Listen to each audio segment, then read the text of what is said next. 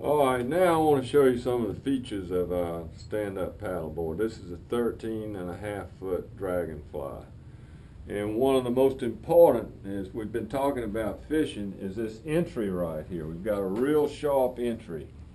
And the purpose of that is not only is to make the board quiet. I mean, it comes straight up, so there's no overhang or anything for waves to lap on and make a lot of noise.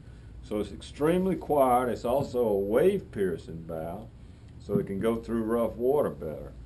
But the entry level, the entry is quiet, and that's absolutely necessary in shallow water fishing especially. The other thing is the rail. Most surfboard type boards have a rail like that, whereas ours is flat. So the water runs back here and does not come on the board. With a rail like that, as you get towards the back of the board, water gets up on top of the board, so it's not as stable. So we want to make this board as stable as possible, so we have these vertical rails here. The next important thing is this coaming or raised area here. We did it originally to contain a fly line, but it serves a lot of purposes. If water comes on deck, it hits here and runs right off. So we got an extremely dry deck here. If this board's sitting in the water, floating by itself with no one on it, and you pour a 5-gallon bucket of water right here, it'll all run right off the back.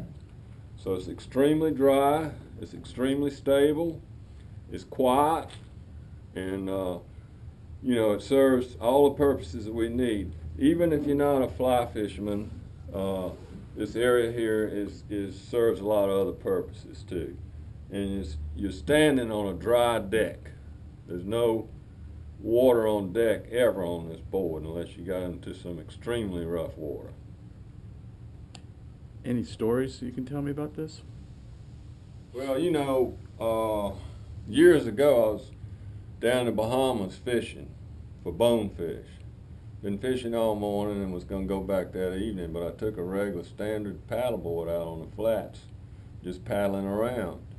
And I realized I was seeing bonefish, but I couldn't get near them because it was just a little ripple on the water, and the bottom of that board was making a rat-a-tat-tat noise, and it was spooking the fish. I couldn't get close to them. But I've been back since with this board, and they don't seem to even know you're there because it's absolutely quiet.